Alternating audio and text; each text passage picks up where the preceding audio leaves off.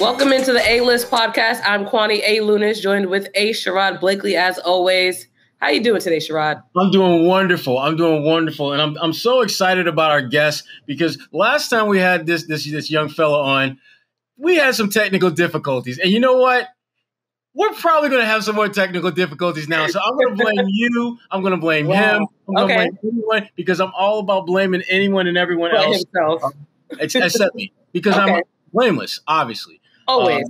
I'm excited about this podcast. I mean, we're obviously going to be talking about the NBA Finals, and we're going to have Sam Amick of The Athletic, who is literally on the run as we speak in Phoenix. Exactly. So we'll talk. This is live in the field. Yes.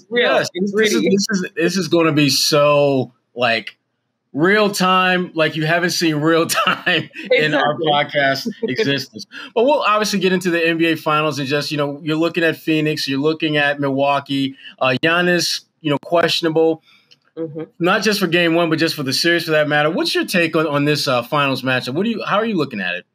Well, for one, I think it's a very interesting matchup. The fact that none of us could have predicted the two teams that would make it to the final showdown, so to speak. The fact that Giannis has been upgraded to the point where he might play makes the series more interesting because we don't want to watch this series without having the best of the best go up against each other and really make it a fair matchup.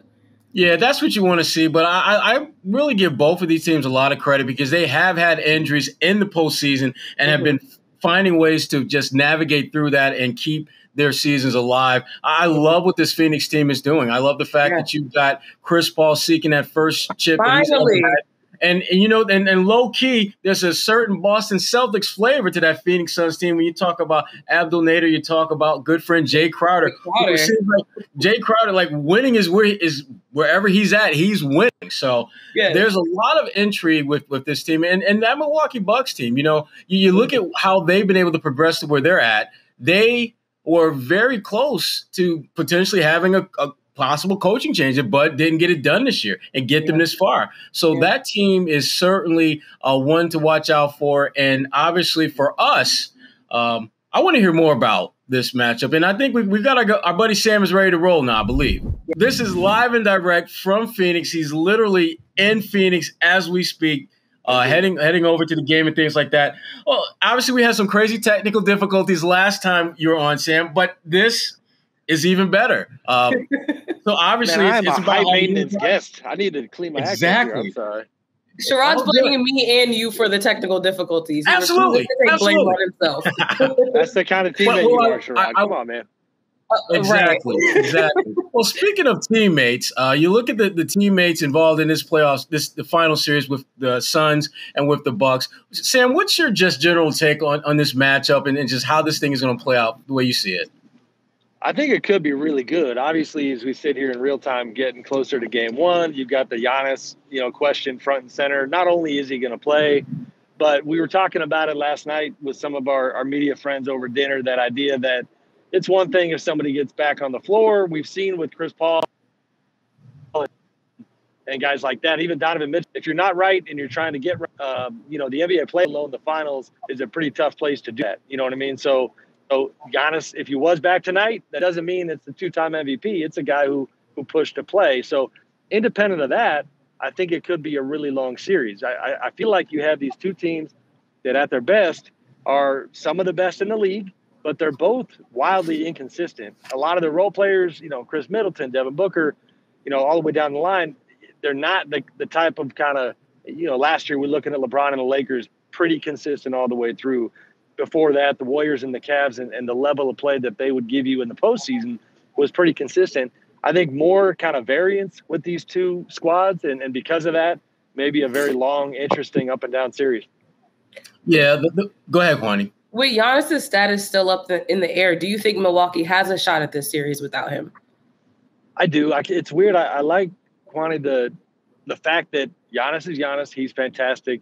But when he's out, in a weird way, it's kind of like some of those superpowers for the other guys, get elevated. Chris Middleton led the way late in the last series. Jrue Holiday, who when they picked him up last offseason, I love that fit, two-way player, long, culture guy, all those things. But how many times did you watch the Bucks when Giannis was on the floor and just kind of wish that Jrue gave you a little more? Like him doing what he does best in the context of that group has not always been, him at his best. And so that's a long answer to the question. I do think they could catch these Suns for 1-2 games without Giannis if they didn't have him. I think they do have that capability. Yeah, the weird thing about that is that when I think about Jrue Holiday, who I think he's one of the most underappreciated players in the NBA when you look at his ability to play both ends of the floor.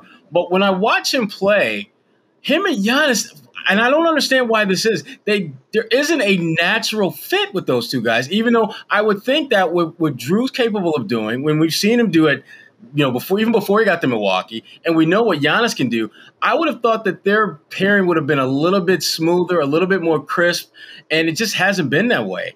To me, the saving grace for that team has been Chris Middleton, who really is like a number 2 guy on your roster who has played like a 1B for a lot of the postseason. 100%. I mean, the Jrue thing it's funny. I want to keep learning more about the internal dynamics with the Bucks because you hear stuff from time to time that a lot of it is Giannis in the way he wants to play, that he wants the ball in his hands and he wants to be part of pick and roll. And that's why that, Jrue doesn't necessarily get to do his thing until Giannis is off the floor. And that has been the push and pull with Mike Budenholzer. And I think at times, he's been subject to some fair criticism about his, inability to send that message to Giannis that, hey, let's tweak this, tweak that to get more out of Jrue and put you in the best spot to be at your best. But it's been a tough fit, but you can't kill them too much. They're in the finals. They made it through during this kind of injury-ravaged postseason, and here they are. Yeah, they're in the finals, and that's a good thing for them. For fans, I'm not sure about that. And Sam, we all of us have been around the NBA long enough to know that this time of year you get this sweltering of the casual basketball fan because that's just what happens when the NBA Finals rolls around, and we've gotten used to being casually entertained by LeBron and whoever the heck he's dragging to the finals that year. There's no LeBron. You don't have your typical – you don't have a Kawhi Leonard. You don't have the guys that we're accustomed to seeing this time of year. And we've got two teams that aren't traditionally in the conversation for the last team standing the way these guys are.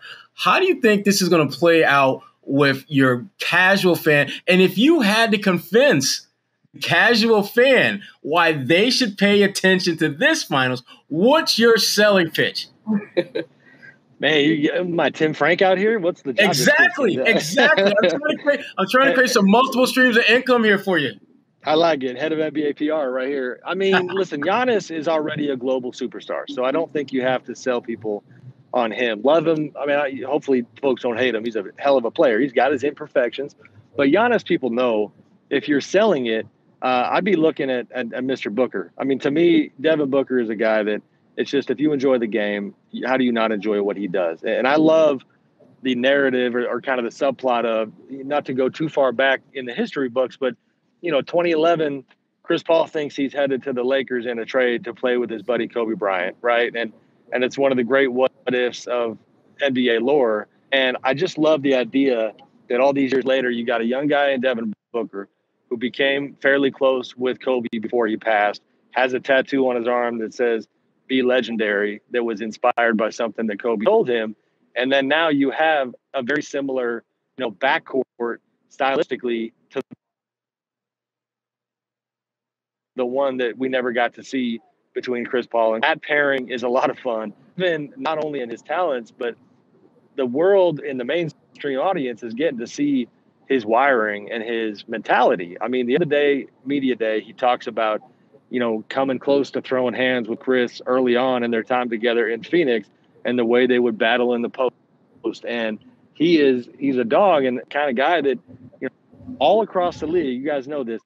So, young stars in small markets. Now, Phoenix is not as small as people think, but it's not New York. It's not LA.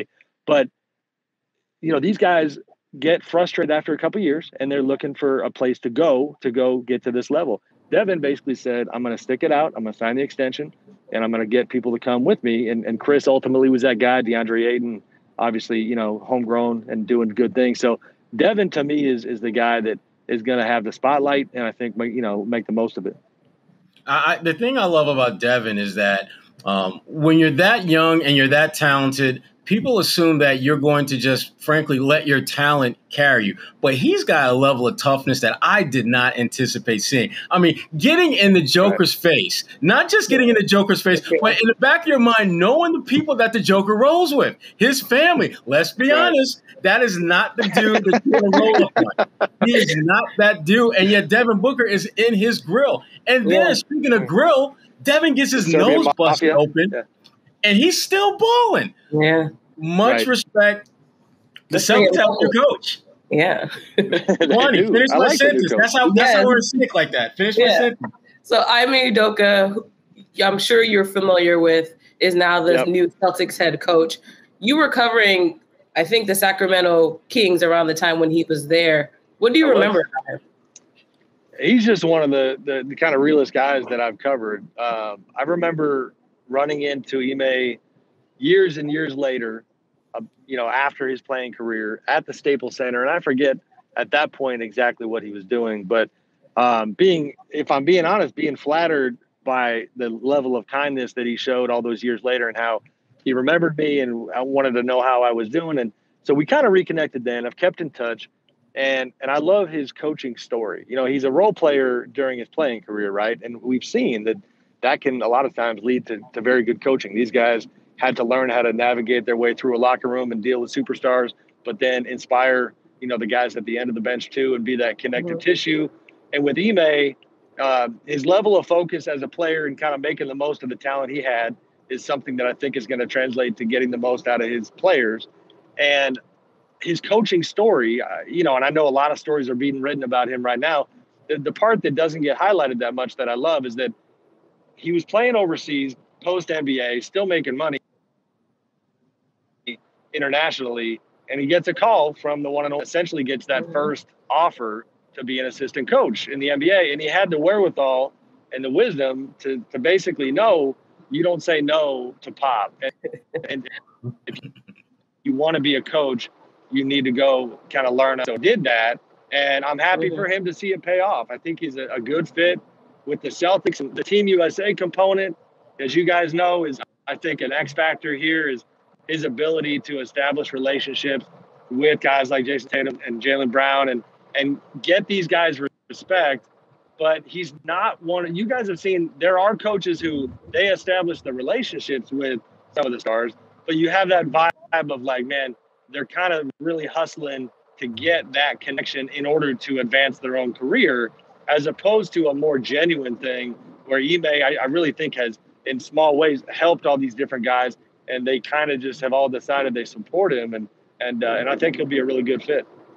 And the thing about Sam, for those who don't realize, you're going to hear a lot of folks say lots of positive things about Udoka as a head coach today. But Sam, and we're going to pull it up in a minute now, Sam called it back in 2016 that Udoka is someone that we need to be looking out for as a head coach. And when I pulled that tweet out of the Sam Amick, vault, I was like, man, I got to bring this up to him. Do you remember just what was it in that moment? Because obviously at that point, he hadn't really done a ton from an assistant coaching standpoint. But there was something that you must have saw or you sensed in him that made you put that tweet out. What do you remember about him before, he kind of got enthralled in a Popovich, program that made you think that he would be someone that could be a pretty good head coach one day? First of all, Sherrod, thanks for bringing that up. I don't get much right. I don't even remember tweeting that, so I take your word for it. 2016, baby. Nice, I like it. I like it. I mean, it's probably, that part of his story that I already knew at that time was impressive. And then, I remember he was real tight with LaMarcus Aldridge from their time in Portland together. And I remember being a little bit struck by Aldridge's attitude towards Ime, where it was like, oh, this is not just like, yeah, he's pretty good with this coach. Like, it was almost as if Pop during that chapter really needed Ime to get to LaMarcus. And that got my attention. I also think there were playoff runs where, and this is, I think, fine enough to share, where I remember like telling Ime, like, hey, we should connect for a beer after the game or something like that. And this is just a side story, but I remember laughing about the fact that I was like, hey, we're over at the Skirvin, Charles Barkley's buying everybody rounds. Come say hello. That's the best part about the playoffs when Charles is buying drinks. Right. Love that. Well, but I learned, and I believe I'm accurate in saying this, that I believe Ime is a teetotaler. He's not the kind of guy you're going to find at the bar. And there was a level of focus where it was like, absolutely, Sam, we can have, 27 minutes to go get coffee.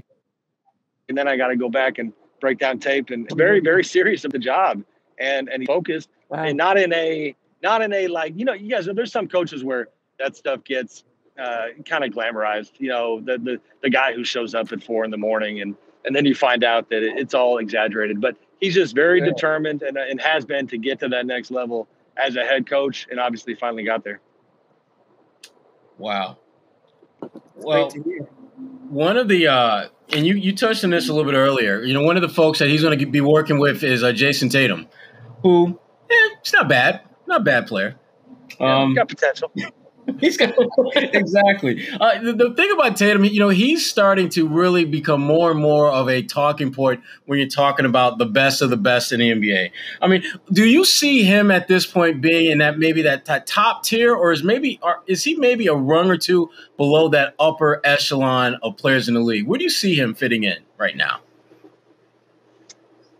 It's hard because normally you got a perennial conference finals participant, and I think the Celtics get, I don't know what it's because of the franchise's history, that mentality of all or nothing, maybe getting to the conference finals gets glossed over, but, he's checked that box. He's taken his team pretty far several times.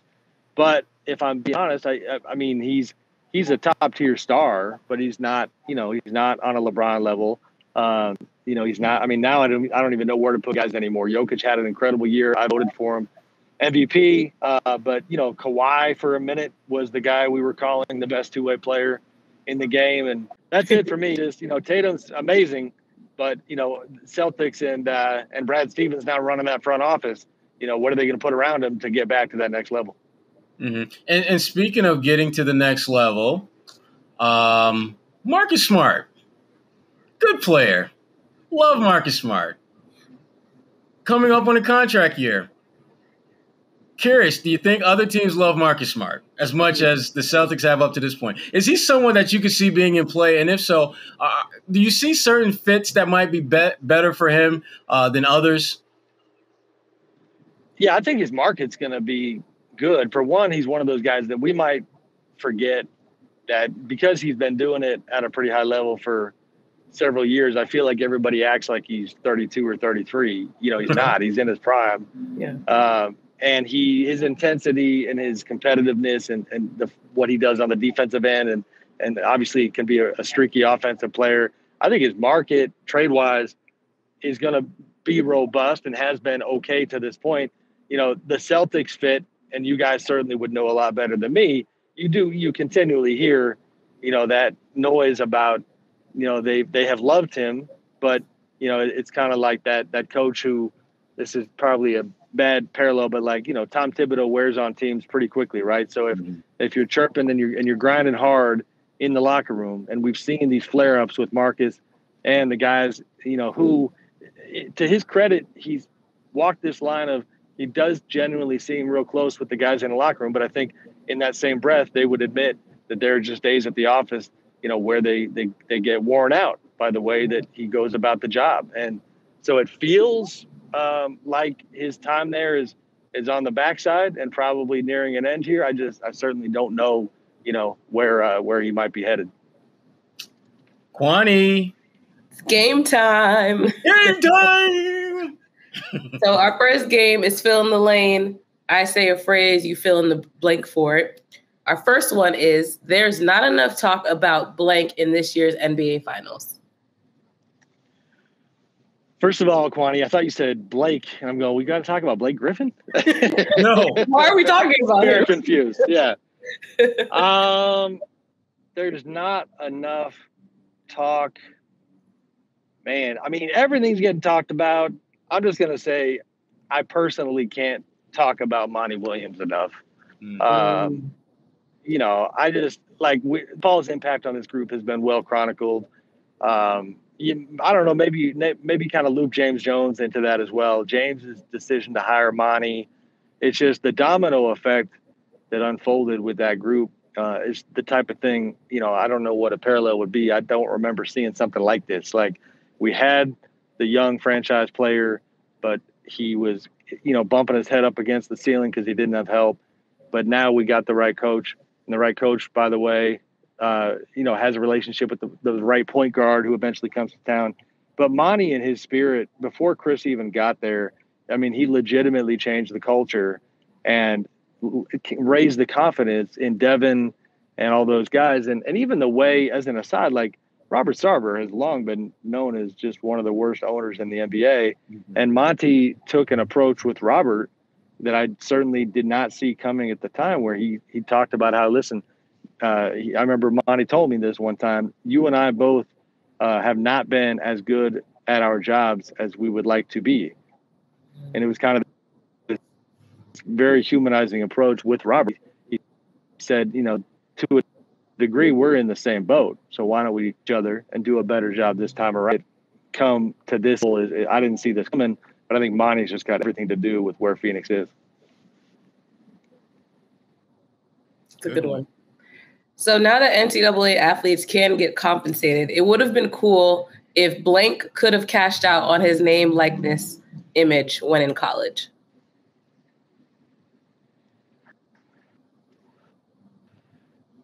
I got recency bias because we see him on TV all the time.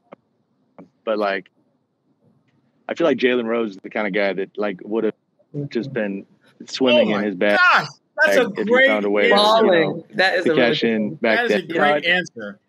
And you could pick any of them. You know, you got to stick with the five, though. We're not going down to, like, Rob Pelinka and, you know, the bench warmers. But, yeah, I mean, Jalen, especially, it's probably, you know, I'm struck by the way that he's moved in his media career, where he, you know, when kind of given that freedom to maximize his personality and his history, like, he's done that. So if a guy like that wasn't hindered, I think he probably would have made the most of it.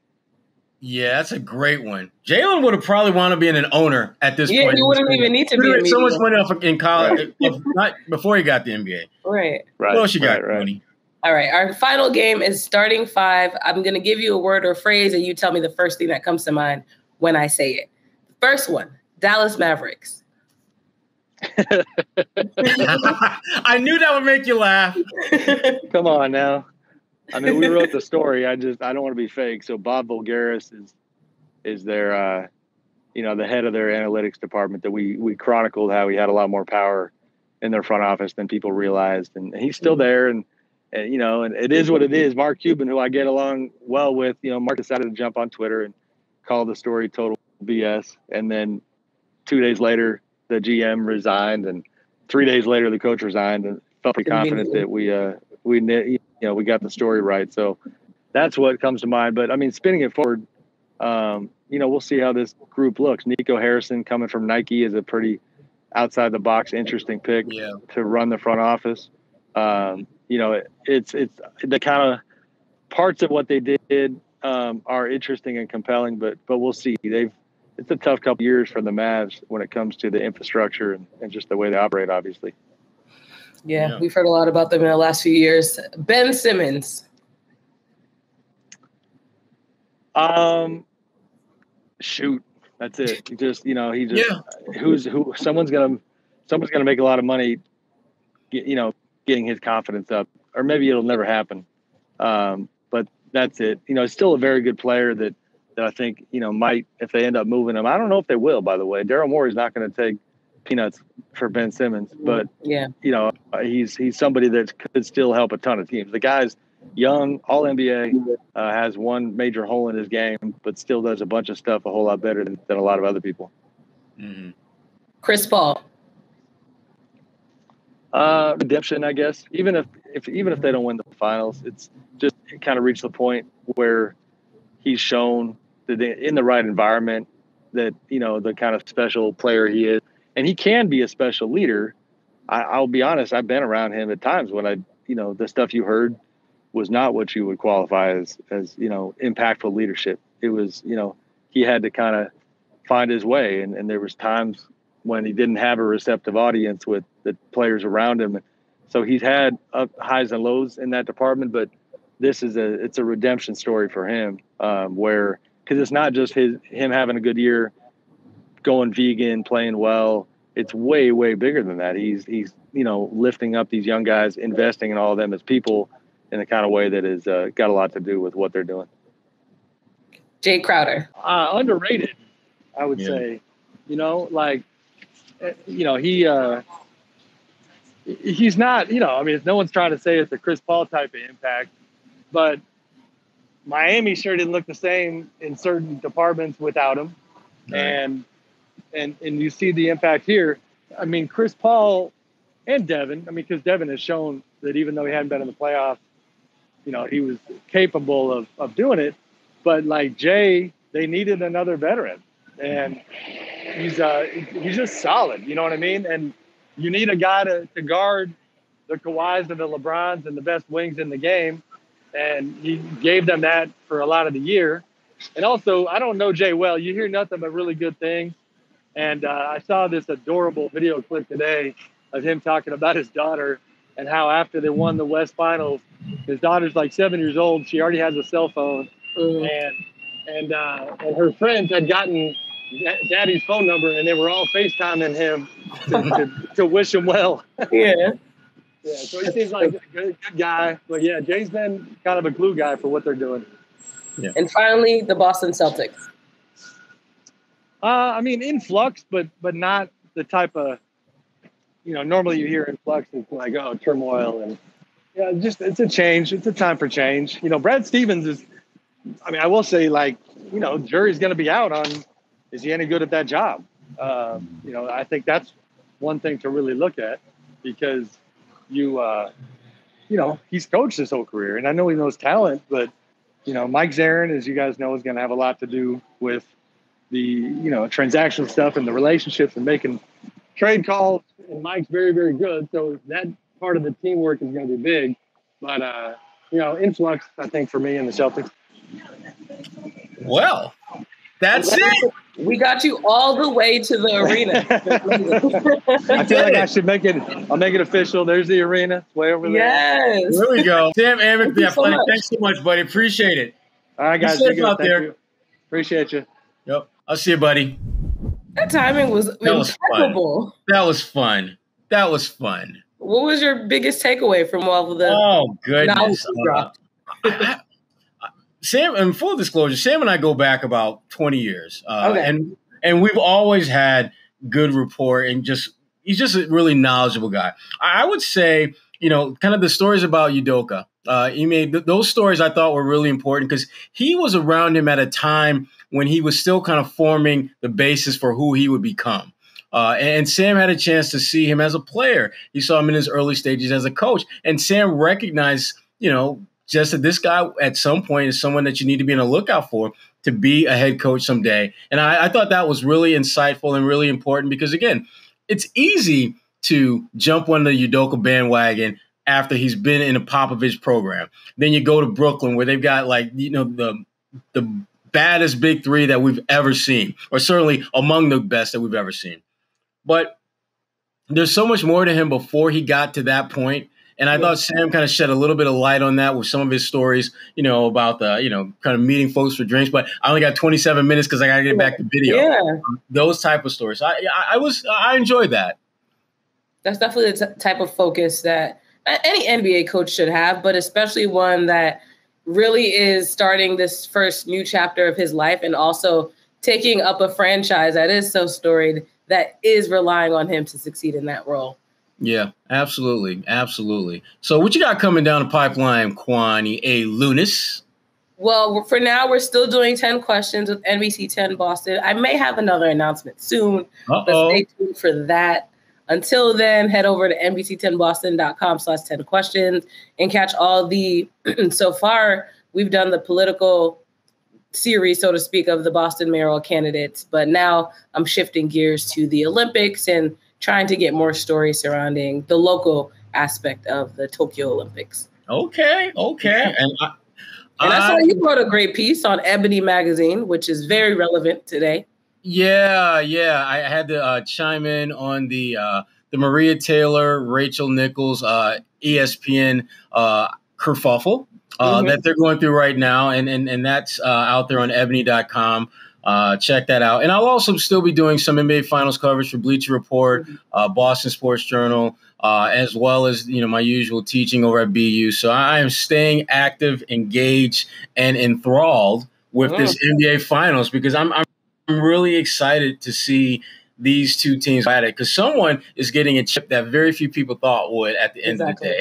And I mean, I want Phoenix to be that team. That's the team that I'm pulling for. That's the team that I would like to see the last one standing. Lots of guys on that team I have a lot of respect for. I love what James Jones has done with that team in his GM role. I had a chance to talk to him a few weeks ago just about that team coming together. Great, really good guy. Won lots of chips with LeBron. Monty Williams is just one of those salt of the earth type of coaches. Has been through a lot and he's just a really good guy. So lots of good stuff going on with the finals this year. For Kwani A. Lunis, I'm Sherrod Blakely. This is another edition of the A-List podcast, and we will see you when we see you. We're out.